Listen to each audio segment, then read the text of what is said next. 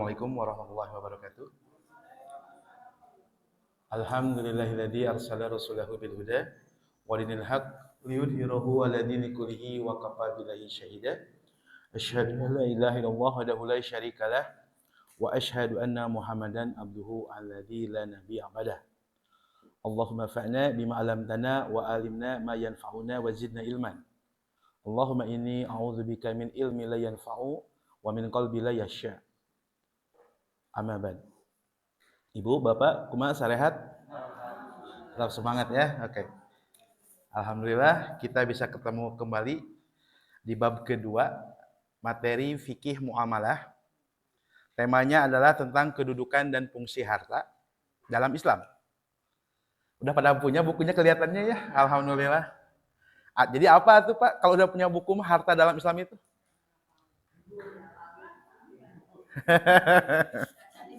Baca dibuka, maka rasa sarangan orang guar. Oh, masih diplastikin, maka. Nah, bisa dibuka Ibu di halaman ke-9. Kedudukan dan fungsi harta. Pengertian harta itu apa? Secara bahasa, harta itu diambil dari bahasa Arab yang disebut al-mal, berasal dari kata mala yamilu mailan, yang berarti condong, cenderung, dan miring. Tuh. Secara bahasa itu, mal atau harta dalam bahasa Arab itu mal, yang berarti condong, cenderung, dan miring gitu. Mohon. Kenapa? Sebab menurut ulama Imam Hanafiyah, yang dimaksud dengan harta adalah ma ya'milu ilahi tab'ul insani wa yumkinu idkharuhu ila waqtil hajjah. Sesuatu yang digandrungi tabiat manusia dan memungkinkan untuk disimpan hingga dibutuhkan.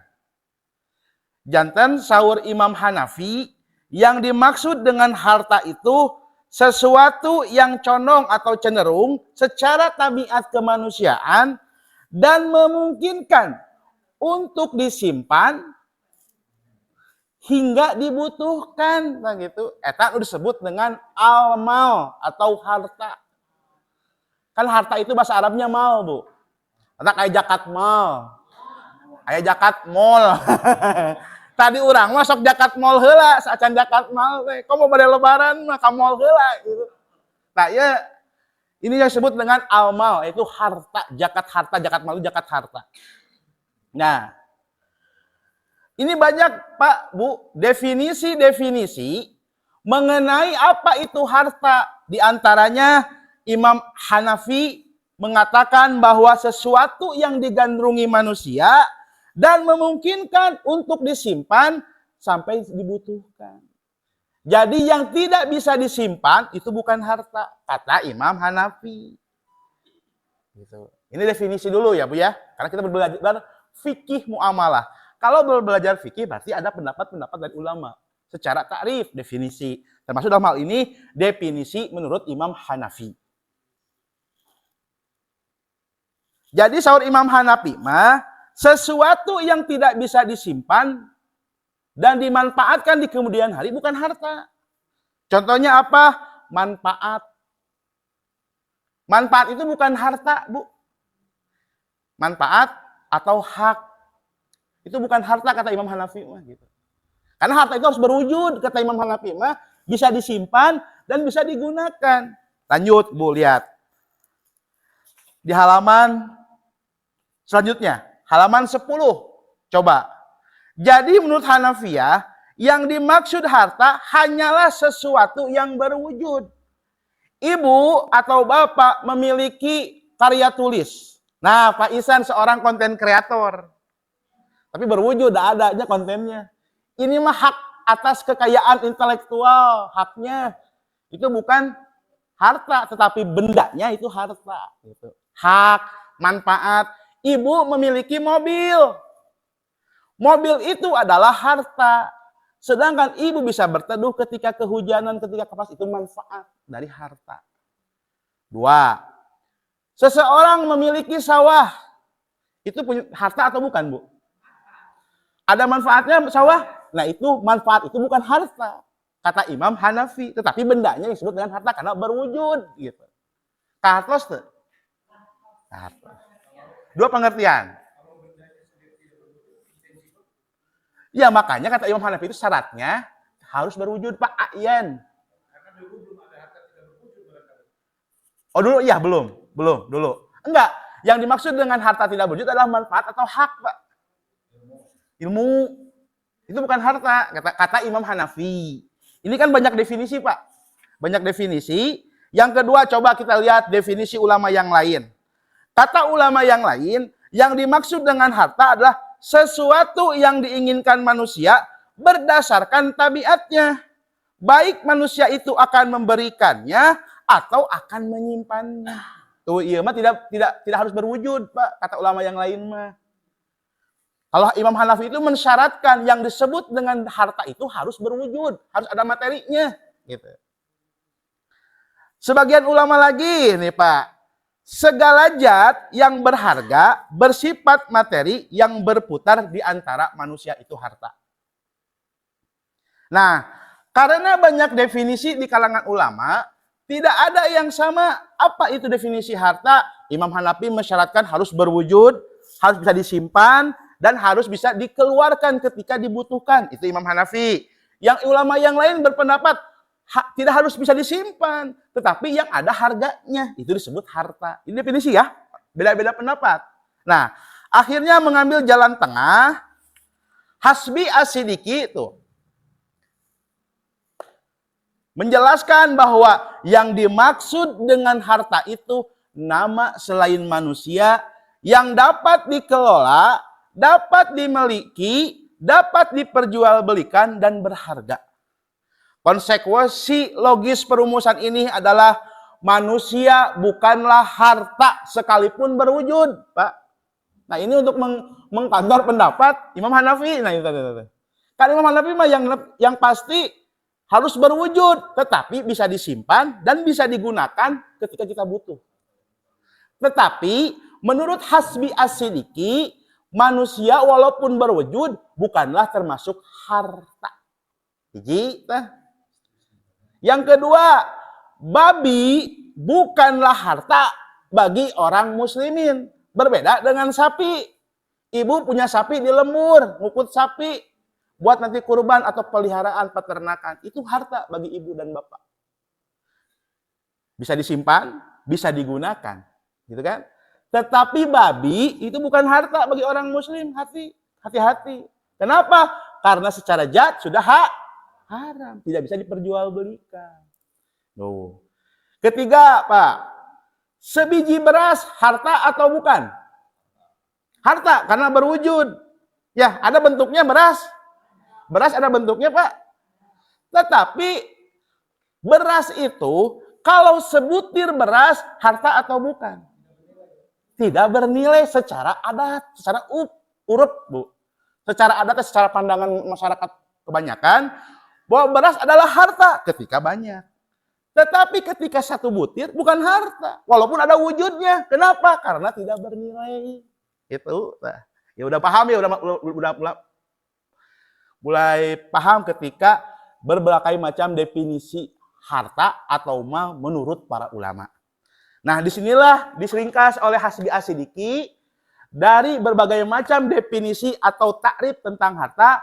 Yang pertama, nama selain manusia, dapat dikelola, dapat dimiliki, dapat diperjualbelikan dan berharga. Sehingga sesuatu yang berwujud tetapi hukumnya haram bukan dikatakan harta bagi orang beriman. Gitu ya. Lanjut. Nah, sekarang unsur-unsur harta. Mangga.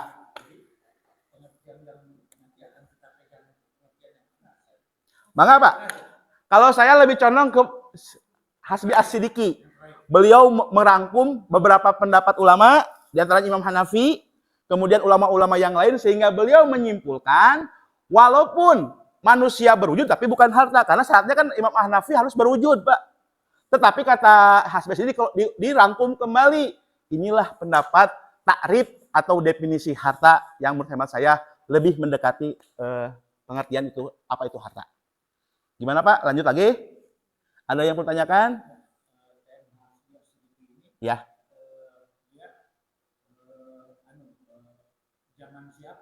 Itu zaman di orang Indonesia. Profesor doktor. Sudah meninggal, Pak. Di zaman sekarang udah meninggal, ya. Ketika saya masih kuliah, beliau sudah guru besar gitu begitu. Dan beliau itu ahli fikih muamalah juga, ahli hukum Islam. Dan beliau itu merumuskan berbagai macam pendapat di kalangan ulama yang dahulu, ulama-ulama terdahulu, dirangkum dan dihasilkanlah seperti ini. Jadi kata beliau, harta itu yang dapat dimiliki, dapat diperjualbelikan dan berharga, gitu Pak ya.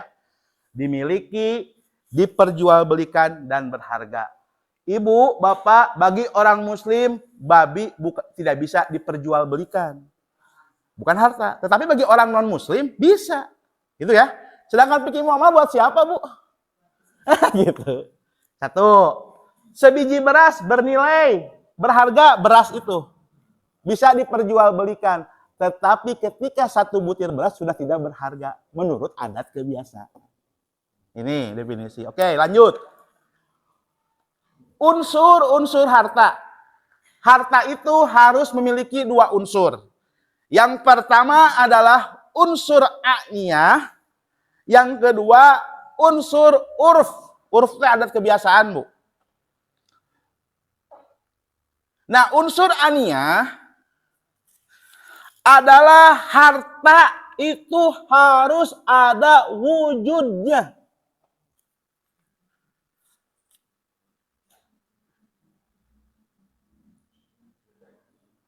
Rumah ada wujudnya, Bu? Ada. Kalau manfaat dari rumah ada wujudnya enggak? Manfaat. Tidak ya? Ini tuh sebenarnya pembahasannya agak dalam filsafat, Bu. Imam Hanafi itu membedakan antara milik dengan harta. Coba Bapak baca di awal pertama. Kata Imam Hanafi, milik adalah sesuatu yang dapat digunakan secara khusus. Sedangkan harta itu bisa tercampur oleh kepentingan orang lain. Harta itu jangan definisi harta kita, Bu ya. Ini adalah pengertian harta secara umum. Kalau sudah milik kita berarti harta milik, betul? Bapak punya mobil, itu harta milik atau harta? Harta milik.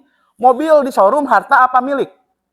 Harta itu gitu. Benar wujudnya ada. Bernilai, berharga, kan?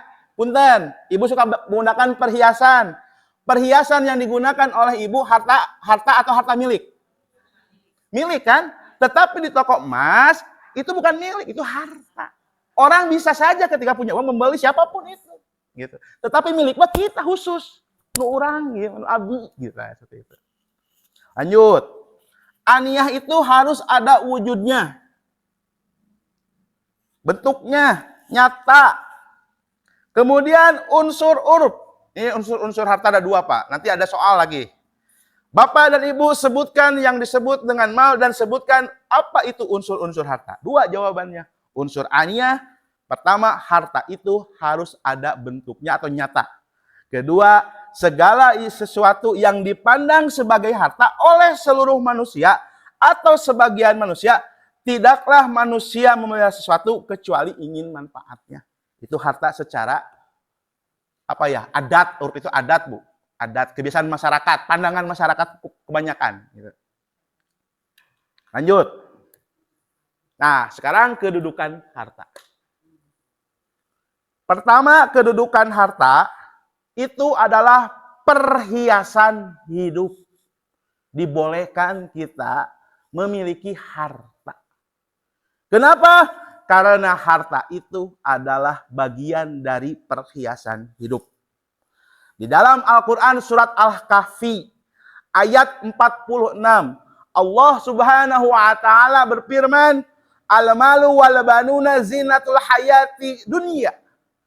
Harta dan anak-anakmu adalah perhiasan kehidupan dunia. Perhiasan, Bu. Zinatul hayati dunia. perhiasan dunia. Anak jeung harta teh perhiasan dunia. Dibolehkan, itu kata Allah. Tidak dilarang kita memiliki harta, karena harta itu perhiasan dunia, termasuk dengan anak. Jadi sandingkan dengan anak. Di dalam surat Al-Kahfi ayat 46. Kemudian kata Allah Subhanahu wa taala, sebagai bentuk bahwa harta dan anak-anak itu merupakan perhiasan dunia, dijelaskan di dalam Al-Qur'an surat Ali Imran ayat 14. A'udzu billahi minasyaitonir rajim. Zuyyina linasi hubus sahawati minan nisa'i wal banina wal qanatiri munqatarati minal zahabi wal fiddah wal khairil musawamah al an'ami wal hars dzalika mata'ul hayatud dunya wallahu indahu husnul ma'ad. Jadi indah menurut pandangan manusia kecintaan kepada apa-apa yang diingini, kepada wanita, laki-laki ingin kepada pasangannya wanita, wanita suka kepada pasangannya laki-laki, anak-anak, harta yang banyak dari emas, perak, kuda pilihan, binatang-binatang ternak, dan sawah ladang. Itulah kesenangan hidup di dunia. Dibolehkan, kata Allah. Ini jelas Al-Quran, itu tabiat manusia mencukai hal-hal yang seperti itu. Boleh, jadi larang. Enggak. Dan di sisi Allah lah tempat kembali yang baik. Artinya entar bahwa harta itu adalah titipan. Konsekuensi logis ayat ini. Kedua, kedudukan harta di dalam Islam. Ini Pak, Bu, selalu disandingkan dengan kata anak. Harta dan anak. Harta dan anak. Coba kita lihat surat At-Taghabun ayat ke-15. Innama amwalukum wa auladukum fitnah. Ai fitnah teh naon, Bu? Pak, fitnah itu apa? Apa, Pak? Fitnah itu apa? Ujian. Bukan fitnah menuduh, Pak ya. Ini fitnah itu dari kata fatona, ujian. Kata Imam Ar-Raghib Al-Asfahani, yang disebut dengan fitnah itu asal katanya dari kata fatona, yang arti dasarnya itu membakar logam atau perak untuk agar keluar kemurnian daripada logam tersebut. Jadi ketika ibu diuji oleh Allah, sesungguhnya ingin diperes, ingin dibakar seperti logam, emas atau perak, dibakar untuk melihat keaslian dari kadar emas tersebut. Termasuk ketika kita diuji oleh Allah Subhanahu wa taala, pingin tahu seperti apa aslinya iman atau tidak. Itu yang maksud dengan fatona, fitnah, ujian. Termasuk harta dan anak pun ujian. Bagi siapa? Bagi orang-orang beriman. Pertama, harta dan anak adalah titipan Allah. Kedua, di dalam harta itu dibatasi oleh hak-hak Allah. Apa buktinya? Bahwa ketika kita mempunyai harta, ada hak orang lain. Ketika kita memiliki harta, harus diinfakkan kepada Allah. Karena ada milik Allah. Di antaranya apa? Keluarkan zakatnya, keluarkan infaknya, keluarkan sodakohnya. Ini menunjukkan bahwa harta itu bukan murni milik manusia, tetapi ada hak-hak milik Allah Subhanahu wa taala. Coba kita lihat di dalam Al-Qur'an. Lillahi ma fis samawati wa ma fil ard. Sesungguhnya yang ada di langit dan di bumi milik Allah. Nah, inilah pengertian konsekuensi logis daripada ayat-ayat tersebut adalah bahwa harta yang kita miliki ada batas-batasnya, yaitu hak-hak Allah. Apa yang dimaksud dengan hak-hak Allah itu? Artinya Allah pun meminta haknya, yaitu dengan cara pertama, dikeluarkan harta itu di jalan Allah dengan zakat. Padahal zakat itu untuk kita juga, Pak, membersihkan harta kita. Kemudian infak, sedekah kepada kaum kerabat, kepada orang miskin, kepada anak yatim, gitu kan? Kata Rasulullah SAW, bahkan orang yang merawat anak yatim hakadha fil jannah, seperti sababah wal wusta. Curug sarang jadi tengah gitu di surga teh. Yang menyayangi anak yatim. Seperti itu. Jadi yang pertama kedudukan harta, apa yang kita miliki ini pertama adalah perhiasan dunia. Manusia berlomba-lomba mencari harta. Tidak masalah. Tapi jangan sampai masalah itu melupakan siapa yang memberi harta itu. Kedua, harta adalah ujian atau fitnah. Ujian bagi siapa? Bagi orang-orang beriman. Ketika kita memiliki harta, namun kita menumpuk-numpuk, tidak pernah mengeluarkan, padahal itu ada hak Allah. Tidak pernah zakat, tidak pernah infak, tidak pernah sedekah. Ketika kita panen, memiliki pertanian, ketika keluar panen, harus dikeluarkan zakat. Ketika air hujan 10%, ketika dengan irigasi 5%, keluarkan tas pare teh. Kemudian banyak lagi hak Allah. Misalkan ada apa lagi? Infak, sedekah dan lain sebagainya. Yang kedua, yang ketiga, ini merupakan titipan Allah. Sehingga tidak heran Bu, harta pada intinya hakikatnya milik Allah. Maka tak heran jika dalam pembagian waris pun harus sesuai dengan hukum Allah. Karena hakikatnya nu Allah. Karena kita mah hanya dititipi. Kan tak sedikit Bu, Pak. Dalam satu malam orang yang berbisnis kaya raya, dalam satu malam jebret ku Allah, mudah bagi Allah untuk mengambil semua. Bangkrut, ya Bu ya. Ada dalam satu malam bangkrut Pak. Hartanya miliaran, banyak asetnya. Satu malam dia investasi ternyata tertipu atau ada bencana alam. Semua hancur. Mudah bagi Allah. Nah itulah orang-orang beriman ketika sadar bahwa inilah ujian, ini adalah titipan. Sebaik mungkin kita menggunakan harta titipan dari Allah Subhanahu wa Ta'ala. Dengan cara apa Bu? Dengan cara belanjakanlah harta itu di jalan Allah. Bolehkah kita menikmati harta untuk kepentingan kita? Boleh. Tetapi yang tidak boleh itu yang jadi masalah justru kita tidak mau mengeluarkan harta itu di jalan Allah. Tidak mau mengeluarkan zakat, tidak mau mengeluarkan infak, lebih memilih zakat mal daripada zakat mal kayaknya Bu, gitu, seperti itu. Nah, inilah kedudukan harta di dalam Islam. Lanjut. Bu, nah ini coba kita lihat di depan konsekuensi logis dari ayat-ayat Al-Qur'an tadi. Pertama, manusia bukan pemilik mutlak, tetapi dibatasi oleh hak-hak Allah. Sehingga wajib baginya untuk mengeluarkan sebagian kecil hartanya untuk Allah dengan infak, sedekah dan zakat. Bayangkan Bu, Allah hanya minta kecil 2,5%. Alit atau Bu? Ibu gaduh artos 1 juta, sabaraha 2,5%? Tuh 25.000. Kalau teh. Wah, itu tambih deui gitu. Nah, Pak, Bu, ini bedana Allah sareng makhluknya, kholik dengan makhluk. Kita selaku makhluk, walaupun kita dermawan apapun, sebaik apapun, dipenta tiap hari kadang-kadang suka kesel. Manusiawi eta mah Bu. Gitu, manusiawi itu mah, manusiawi. Sabager-bagerna orang tiap hari dipenta apa ya bakal amek gitu. Kamu barikeun. Karek kamari dibere cenah. Karek kamari pasien, geus menta deui. Ari Allah mah kumaha Bu? Kumaha di Al-Qur'an teh? La ing sarkatum wala azidanakum wala ing kafatum inna adzabi lasyadid. Lamun syukur tadi ditambah ku Allah mah. Deui cenah. Terus tadi wawal barang. Pan la ing sarkatum wala jinakum. Siapa yang bersyukur kepada Allah ditambah ku Allah. Tapi wala ing kafartum. Siapa yang ingkar atas nikmat-nikmat Allah, inna azabi lasyadid. Sesungguhnya azabku sangat pedih. Tah eta bentena kholik jeung makhluk teh gitu. Ai kholik mah nya urang nyungkan teh terus hayang deui kirang.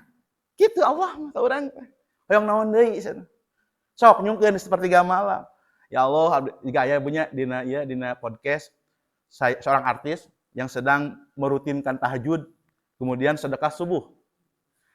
Saya ini teringat oleh nasihat teman saya, mintalah kepada Allah sesuatu yang tidak mungkin. Ya Allah, saya minta uang 25 miliar, ya Allah, saya ingin umroh tahun depan.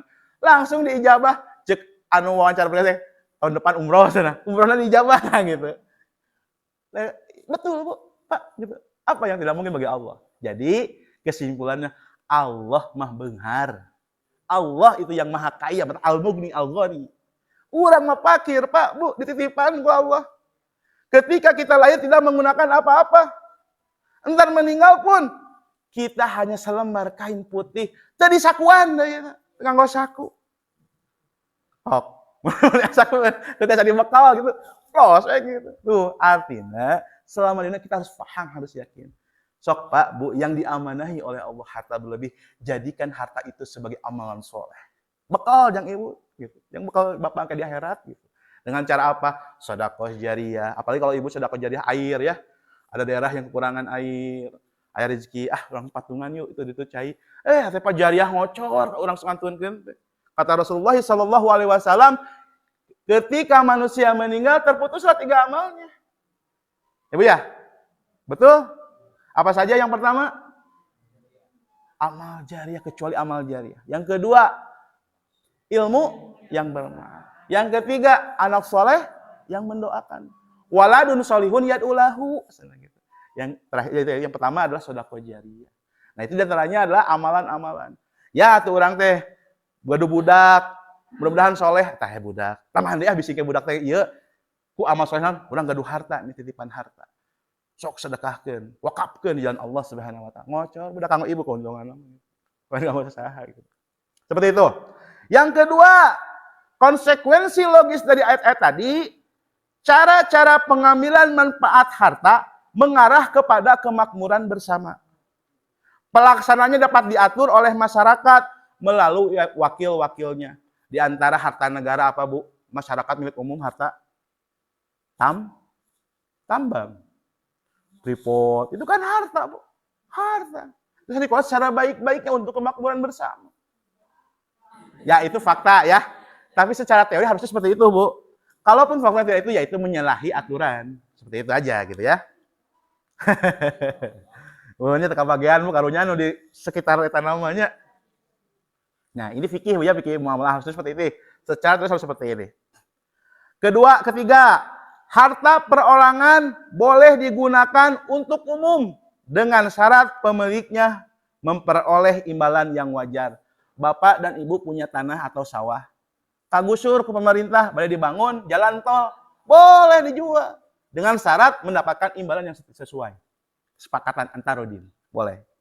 Yang keempat, masyarakat tidak boleh mengganggu dan melanggar kepentingan pribadi selama tidak merugikan orang lain dan masyarakat. Artinya, harta milik orang lain tidak boleh diganggu oleh kita yang bukan miliknya. Termasuk pencurian. Itu kan mengganggu harta orang lain. Asyariku wasyarikatu faqta'u aydiyahuma. Jelas di dalam Allah dalam Al-Maidah 38. Nu mencuri mah potong.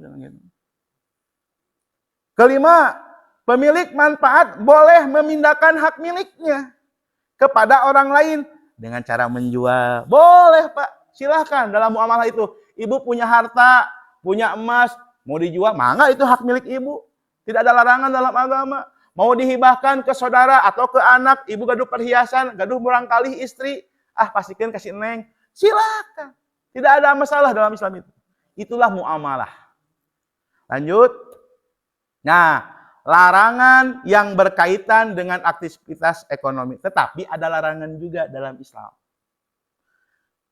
Yang pertama, Bu, memakan harta orang lain dengan cara yang batil. Di dalam Al-Quran surat Al-Baqarah ayat 188. Mau diawas, pilih lepat ayat Al-Quran.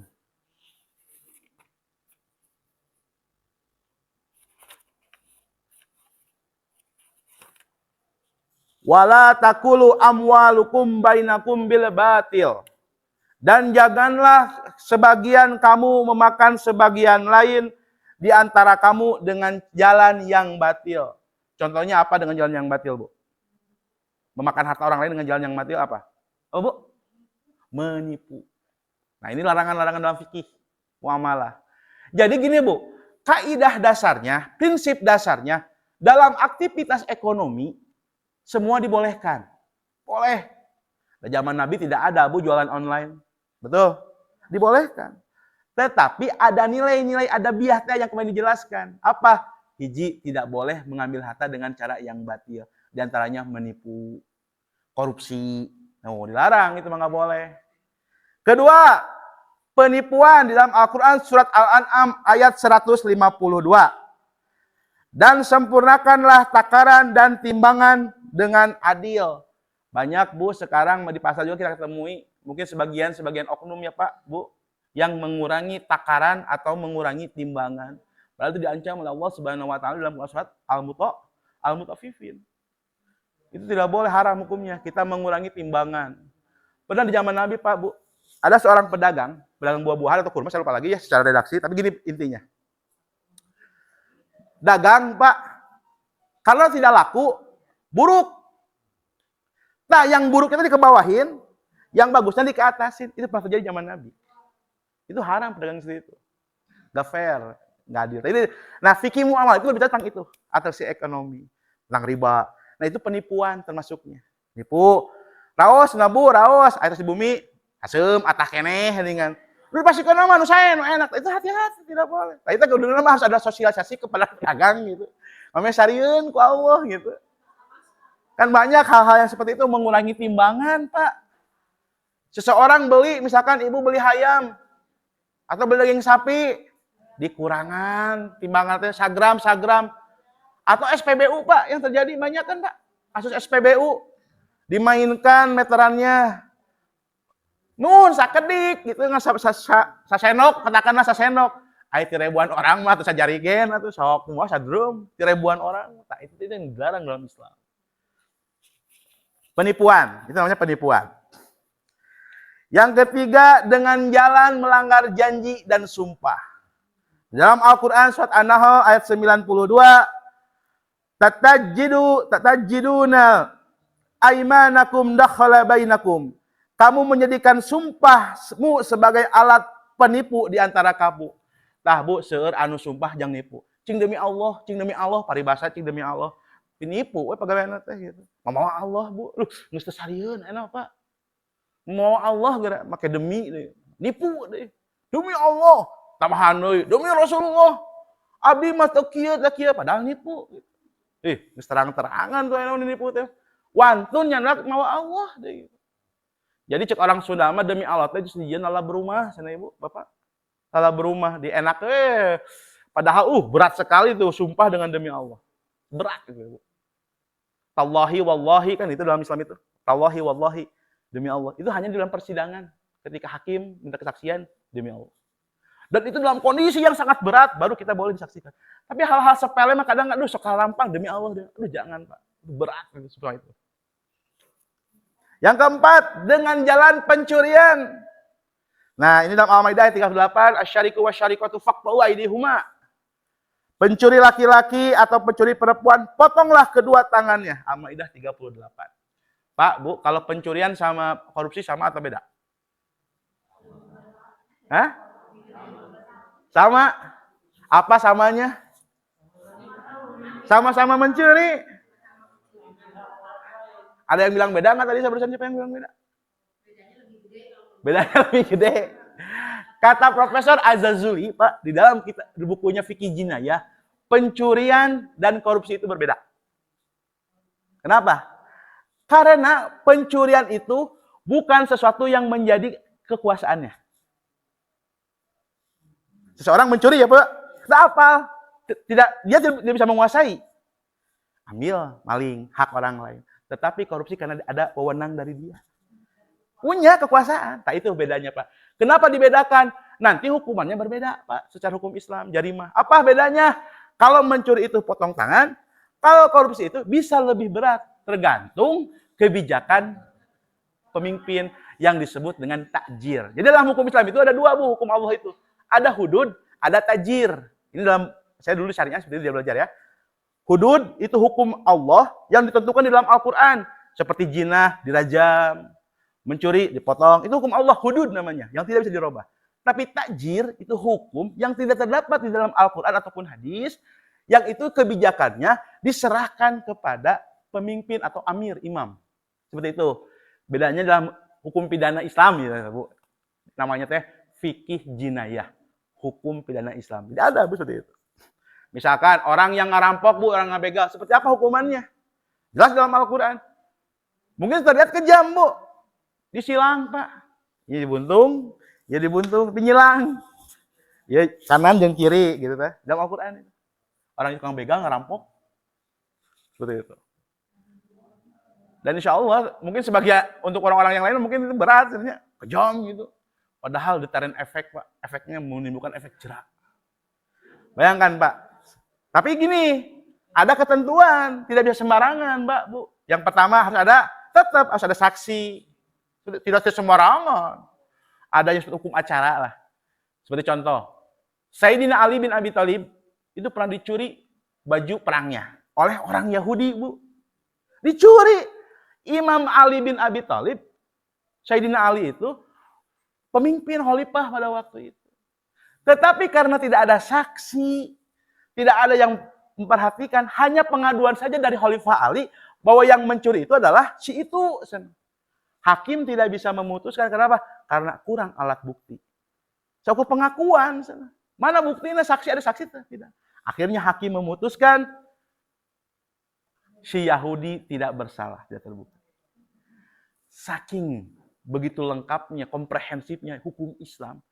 Menang hidayah tak orang Yahudi. Lebat Islam ngaku, Bu. Betul, Bu.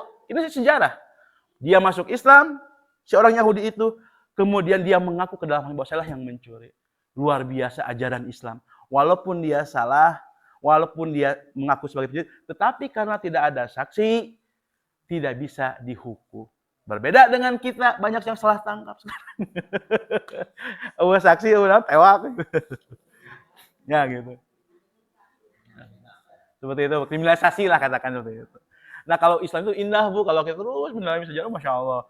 Orang-orang terdahulu, ulama solehnya zaman dahulu itu luar biasa. Alaknya gitu. Apalagi kalau berbicara alak Nabi, wah jauh, Pak, jangan gitu. Jauh lah orang-orang mah, jauh alak Nabi. Bahkan alak Nabi itu dikatakan sebagai mujizat, Pak. Coba, Pak, Bu. Nabi itu salah satu kemujizatan akhlaknya apa di antara yang paling ringan aja?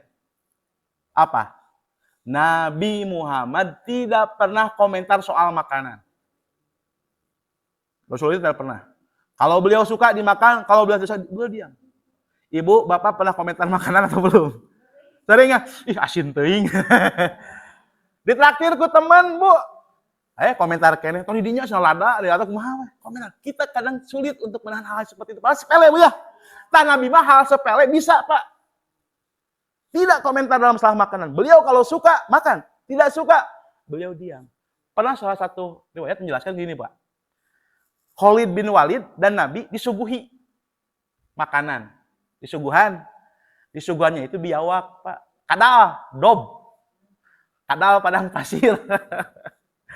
Karena Nabi itu tidak pernah komentar dalam makanan, ditanya gitu. Tapi beliau lembut. Beliau diam aja, tidak menjawab, tidak apa. Disodorkan barbecue kadal. Kumaha Bapak Ibu resep kanu kadal. Disuguhkan, Bu, kadal gurun pasir, namanya dob. Khalid bin Walid itu sampaikan camuil menurut Sunda mah, Bu, tuang. Nabi ente tuang gitu. Nabi mah ditaros ku Khalid teh. Nah, Rasul itu haram teh cenah. Nah, Rasul mah teu tuang, tidak makan, pilih haram gitu. Cek Nabi, di kampungku tidak ada, silakan. Tapi Nabi itu lembut itu, Pak. Gila ih. Abang kena tidak ada? Tidak. Itu muji. Alak Nabi yang sepele saja kita, Bu. Susah, Bu. Soal makanan saja yang sepele yang tidak apa-apa, Bu ya. Coba Ibu sekarang kita kapan-kapan kita wisata kuliner. Pasti akan ada komentar gitu. Atul kita komentar. Ada teuing atau kurang uyah, tiis itu ada saja.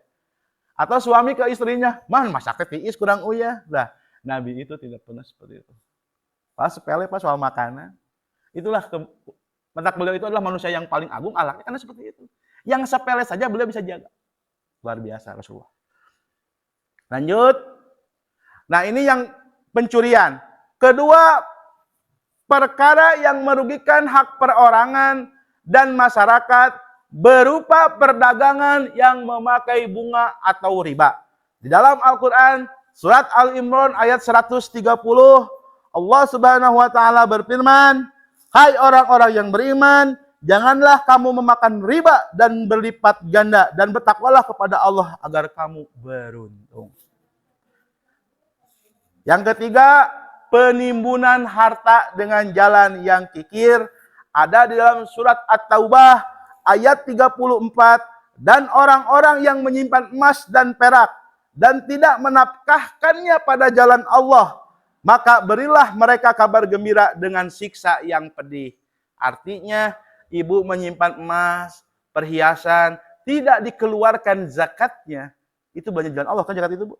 Itu berilah kabar gembira, siksaan yang pedih. Ada nisab dan ada haul. Nisab dan haul. Ya, itu ada ketentuannya lagi. Nisab itu batas, berapa karat, berapa harus dikeluarkan, berapa gram. Haul itu harus mencapai 1 tahun, baru dikeluarkan zakat hartanya. Lanjut. Aktivitas yang merupakan pemborosan atau mubazir. Nah ini hati-hati. Mubazir dilarang dalam Islam. Ini fikih kan, kita belajar fikih muamalah. Tidak boleh kita mubazir. Menghambur-hamburkan harta. Abang kene bapak dan ibu sultan, oh nyawer gitu. Itu tidak ada manfaat, lebar gitu. Hartanya titipan, lebih baik sawer mah karena jalan dakwah gitu, karena jalan Allah. Yang dibalikin orang ke akhirat gitu ceritanya. Dan jangan kamu menghambur-hamburkan hartamu secara boros. Terdapat di dalam Al-Quran surat Al-Isra ayat 26. Lanjut. Prinsip dasar fikih muamalah. Ini kaidah usul fikih, Bu, namanya, Bu, ya. Namanya kaidah usul fikih. Prinsip dasarnya fikih muamalah itu adalah al-aslu fi asyai fil muamalati ibahah. Apa? Mangga, Ibu, wilujeng. Mangga. Pada asalnya segala sesuatu pada persoalan muamalah itu hukumnya mubah. Kecuali jika ada dalil yang menunjukkan atas makna lainnya. Sebagaimana hadis Nabi, hal ini Pak, kaidah ini didasarkan kepada hadis Nabi, antum alamu bi amri dunyakum. Kalian lebih mengetahui mengenai urusan dunia kalian. Tetapi urusan agama harus sesuai contoh Nabi. Tetapi ketika urusan dunia, silakan, kata Rasulullah, kalian lebih tahu. Ada istilahnya e-commerce, terus adanya jual online, mah nggak lebih tahu anjeun mah. Ada digital marketing, Bu, ada teknik informatika, silahkan, itu mah urusan dunia. Bahkan kalian lebih paham. Kata Rasulullah seperti itu. Gitu ya. Lanjut. Nah, sekarang pembagian harta. Kedapnya Pak, gitu lah. Bismillah.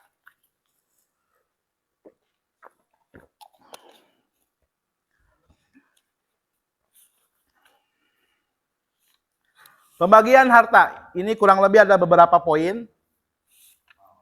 Banyak, Pak. Ada yang disebut harta mutakawim dan harta goir mutakawim. Ini definisi harta, Bu, ya, dalam fikih muamalah.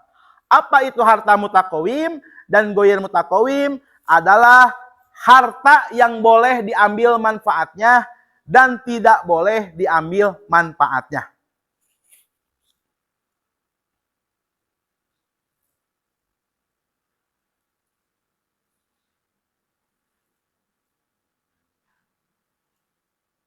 Nah, jadi harta yang boleh diambil manfaatnya adalah harta yang baik jenisnya, cara memperolehnya, dan cara penggunaannya. Bu, kalau kerbau itu halal atau haram? Disembelih. Disembelih? Halal. Nah, seperti itu. Itu udah masuk tuh kaidah fikih, udah mulai bermain logikanya. Haram kalau dicuri. Tetapi kalau tidak dicuri juga, hati-hati nih kurbannya. Panitia kurban. Harus ada pengawas yang jagal, teh Pak, sok rusuh, hati-hati. Karena udah waktu. Di sini petugas ketegasan panitia DKM. Kenapa? Khawatir matinya kurban itu bukan karena sembelihan, karena sisitan. Haram hukumnya, jadi bangke, bukan kurban, hati-hati. Nah, ini harus pengawas harus ada di kurban itu. Kan di situ dibelek, Bu. Kulitnya disisit, dibuat gitu. Kan banyak, Pak. Maka harus dipastikan dulu ketika menyembelih kurban nih. Halal kan ini? Set. Sabar heula. Carek siapa? Si tukang jagalnya. Kayak heula, Mang. Tinggal heula bener teh geus paeh encan sapi teh udah mati atau belum gitu. Terus paeh gitu. Ah nya paeh nembe. Jadi matinya itu karena sembelihan. Ada kejadian guru bukan keneh, padahal kita masih si itu Pak perut Pak. Belum lepas semua nyawanya. Seset langsung. Matinya bangkai itu. Bukan karena sembelihan, tapi karena karena siksaan. Nah, ini hati-hati kurban. Harus dijaga nih, harus ada pengawas, hati-hati. Kasihan yang ibadah kurbannya gitu. Seperti itu. Nah, biasanya kenakalan ada sebagian pun tidak sebanyak ya. Ada kenakalan karena udah waktu, Bu, udah order. Jadi kalau itu rusuh, hati-hati. Kudu nego heula, tidak boleh rusuh ya. Soalnya ibadah gitu, ibadah mah aduh. Karunya kan kurban. Nah, seperti itu. Maka harta mutakawim itu tadi Bapak. Kerbau halal, sapi halal, tetapi dicuri atau disembelihnya dengan cara yang tidak baik, tidak halal, jadi haram. Kedua, mal misli dan mal kimi. Harta yang ada persamaannya dan tidak ada persamaannya. Atas tebu maksudnya naon, Bu? Harta misli, Bu. Harta yang ada persamaannya. Baik di Indonesia ataupun di negara luar. Contohnya emas. Emas di sini berharga. Di Malaysia berharga. Artinya ini memiliki nilai pasar, Bu. Tetapi harta kimi itu tidak ada bandingannya. Contohnya, kita membeli pistol orang Rusia, buatan Rusia. Ketika dia datang ke Indonesia, itu bukan harta misli, tapi harta kimi. Karena tidak ada bandingan spek yang sama, gitu ke atas tuh, Bu. Atau ginilah, mobil Lamborghini, kita punya di sini nih, di Indonesia. Tetapi itu bukan harta misli, karena tidak ada kesamaan dengan mobil-mobil yang biasa di Indonesia. Itu sebenarnya harta kimi. Seperti itu. Yang ketiga, harta istihlak dan harta istihmal. Itu banyak pembagian yang makanya dibaca. Yang punya, abdi ya mah nerangkeun heula.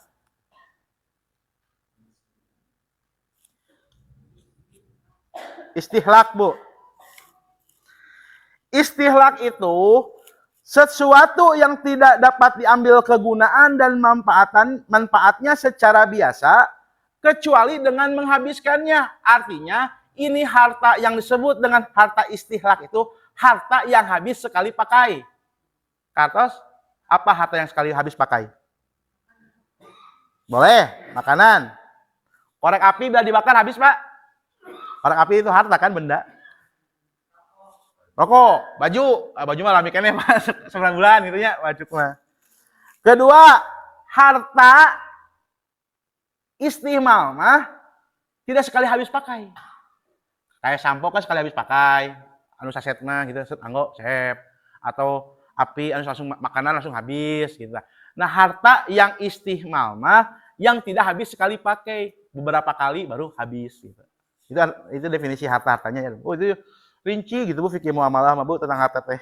Apalkeun ke yang UAS insyaallah ya. Contohnya harta istimal apa? Uang yang dibayar untuk hutang. Ya Bu. Dipandang habis uang teh, abdi gaduh hutang ka kota DKM, payek. Abdi gaduh samatan 100.000. Saya atas abdi kada kayak bapakkeun 100.000 deui nya. Tapi uang itu masih ada nggak uangnya? Kan pindah ke artinya udah habis gitu di kita mah. Tapi uangnya mah ada secara wujud mah, pindah ke pemilik gitu. Seperti itu. Lanjut. Apa? Ya, di sini Pak dibaca yang disebut dengan harta istihmal itu harta yang tidak langsung habis. Contohnya dalam hutang piutang. Kita punya uang nih. Kan secara wujud mah aya uangna. Nah, hanya pindah ke pemilikan langsung habis kepemilikannya mah. Gitu. Ya. Bisa seperti itu juga. Ini hanya contoh di sini. Memberikan contoh. Karena pengertiannya luas. Baju pun bisa istihmal beberapa kali.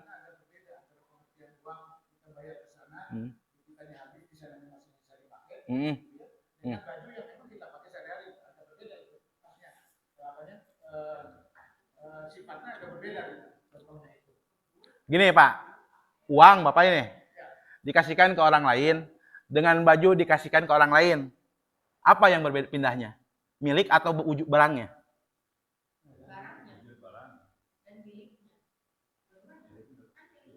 Tapi wujudnya ada, Bu. Nah, gitu maksud uang itu, Pak. Kayak sama baju. Berpindah kepemilikan, tapi kan barang nama ada. Hanya berbeda kepemilikan. Itu namanya harta istighmal. Gitu, Pak. Bapak tadi mengalamikan baju. Diberikan ke saya nih baju teh. Bajunya ada atau tidak? Hartanya ada atau tidak? Ada. Tetapi kepemilikan, kemanfaatan itu Bapak itu sudah tidak ada. Termasuk uang. Bapak punya uang nih 100.000. Pastikan nggak habis 100.000. Uangnya ada nggak, Pak? Ada di saya kan? Tetapi kepemilikan sudah tidak ada di Bapak. Itu istighmal. Gitu, seperti itu. Definisi istighmal dan istihlak. Seperti itu. Lanjut. Mal mankul dan goir mankul. Ia mah harta bergerak dan tidak bergerak. Apa yang dimaksud harta tidak bergerak, Bu? Rumah. Apalagi? Tanah, sawah, kebun. Itu harta tidak bergerak. Harta bergerak apa, Bu? Mobil, uang, ya. Itu harta bergerak. Lanjut. Ayat disebut dengan harta ain dan harta dain.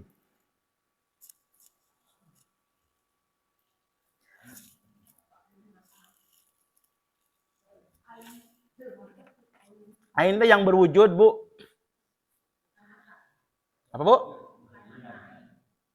Iya, yang terlihat, ain itu kan mata, Bu. Mata itu kan melihat. Nah, gitu. Yang terlihat, yang berwujud. Nah, seperti itu ya. Ain pun ada dua. Ain zati kimah dan ain goir zati kimah. Artinya, benda yang bernilai dan benda yang tidak bernilai. Itu nampak. Kemudian, harta dain ialah sesuatu yang berada dalam tanggung jawab, seperti uang dalam tanggung jawab seseorang, sepeda milik seseorang, itu termasuk harta dain. Lanjut. Harta mamluk, mubah, dan mahzur. Harta mamluk adalah harta milik kita. Ibu gaduh, misalkan saya punya laptop, ini harta milik saya, harta mamluk. Namanya harta mamluk, harta milik. Harta mubah adalah sesuatu yang pada asalnya bukan milik seseorang. Contohnya, ibu datang ke gunung, ada mata air. Mata air itu bukan milik seseorang. Tetapi boleh dikuasai, ntar dengan beberapa macam hal-hal yang sifatnya baik, pengelolaan itu boleh. Tapi bukan dimiliki, tapi dikelola.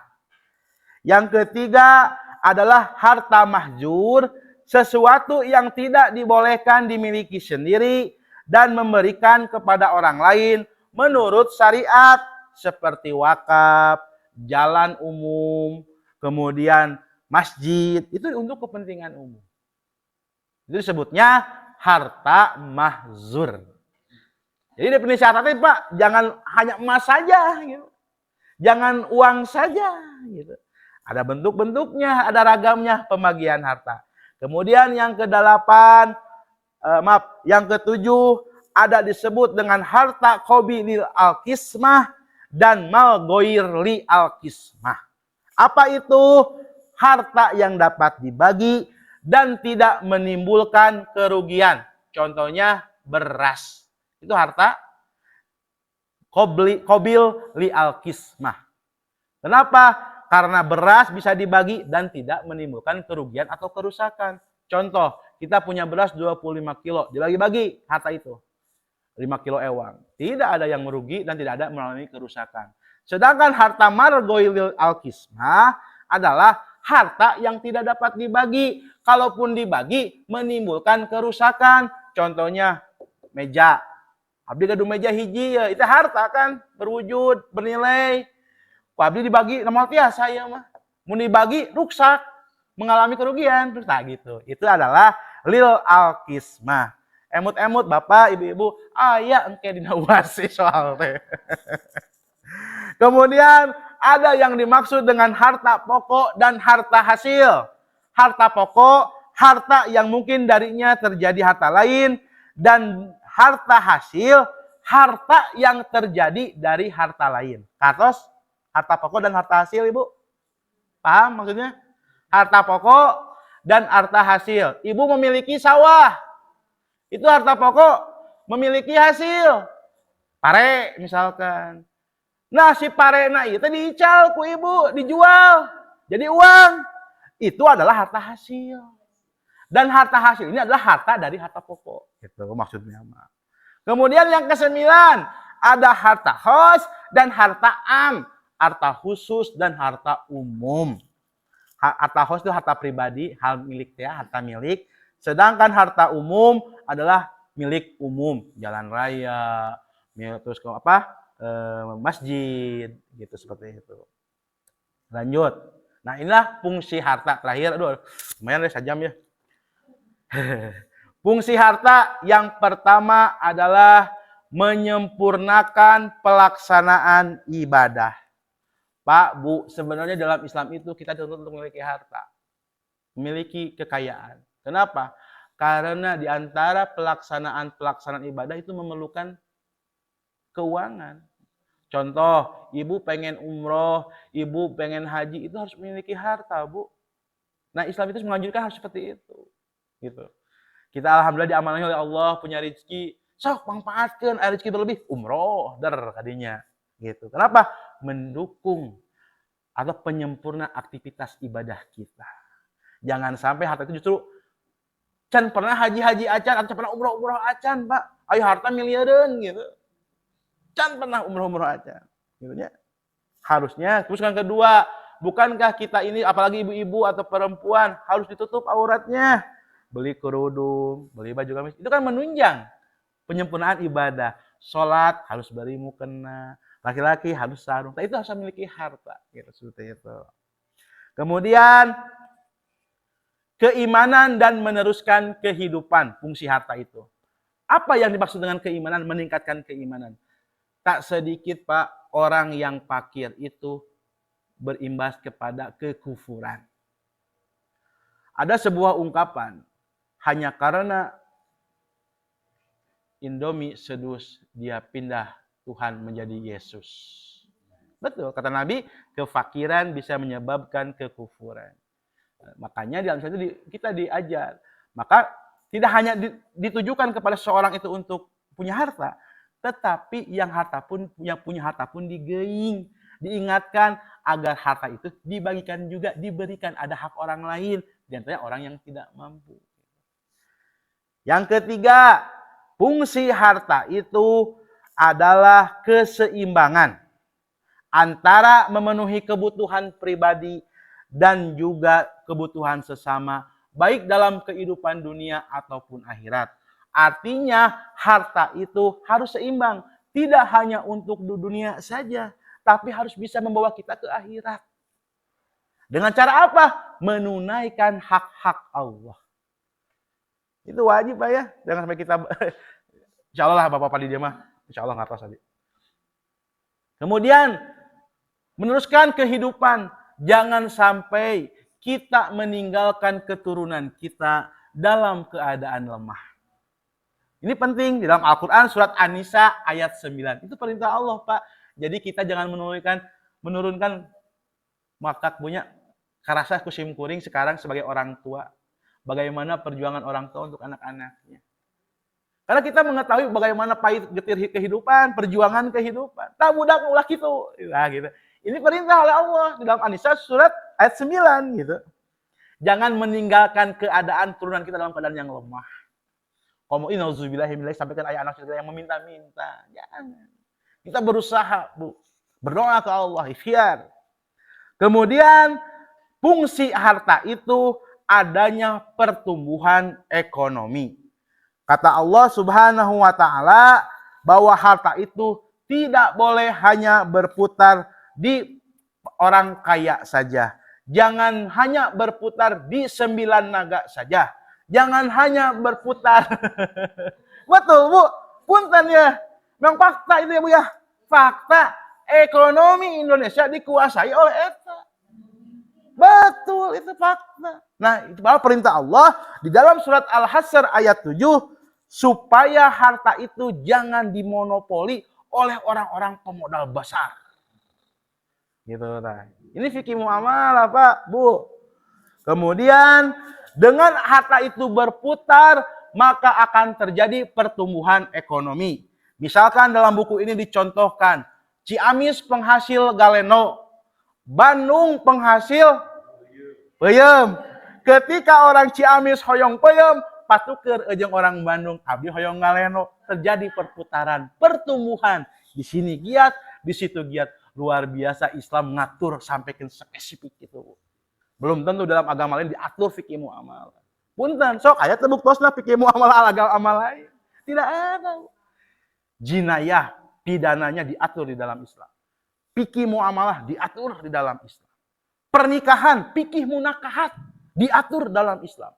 Bagaimana ketika ada permasalahan rumah tangga, ada yang disebut dengan apa itu namanya teh? Nafkah mut'ah, nafkah wadiyah diatur, Bu. Lengkap Islam itu. Makanya kata Allah, inna dina indallahil Islam. Sesungguhnya agama yang paling mulia di sisi Allah itu adalah agama lengkap, komprehensif. Maka dalam sirah saja, Bu, kalau kita ingin melihat contoh seorang suami, adanya di dalam sirah apa? Nabi Muhammad. Ingin lihat contoh seorang anak kecil yang ditinggalkan oleh orang tuanya. Nabi Muhammad. Ingin melihat contoh bagaimana seorang suami berlaku baik terhadap istrinya. Contohnya siapa? Nabi Muhammad. Punten, berbeda dengan sirah-sirah Nabi yang lain. Kita hanya ingin mengetahui kisah bagaimana seorang Nabi dalam kepemimpinan. Nabi Musa ada tidak? Kepemimpinan. Diceritakan tidak? Nabi Musa bagaimana pergaulan seorang suami terhadap istri dalam Nabi Musa ada tidak? Tidak ada. Ya lengkap, hanya sedikit-sedikit saya poin-poin saja dalam Al-Quran. Tapi Nabi Muhammad itu lengkap. Dari kecil sampai meninggal. Ada contohnya. Itu uswatun hasanah eta gitu. Ada contohnya itu dalam Nabi. Tapi dalam Nabi yang lain hanya poin-poinnya saja. Tidak detail seperti Rasulullah SAW. Mungkin itu saja yang bisa saya sampaikan, Bapak. Udah tahu 11:05. Mudah-mudahan pelajaran ini bermanfaat. Silahkan dibuka lagi, rajin lagi membacanya. Saya senang kalau Bapak Ibu sudah membaca. Insya Allah pertemuan selanjutnya kita akan membahas tentang hak. Bab 3, hak milik.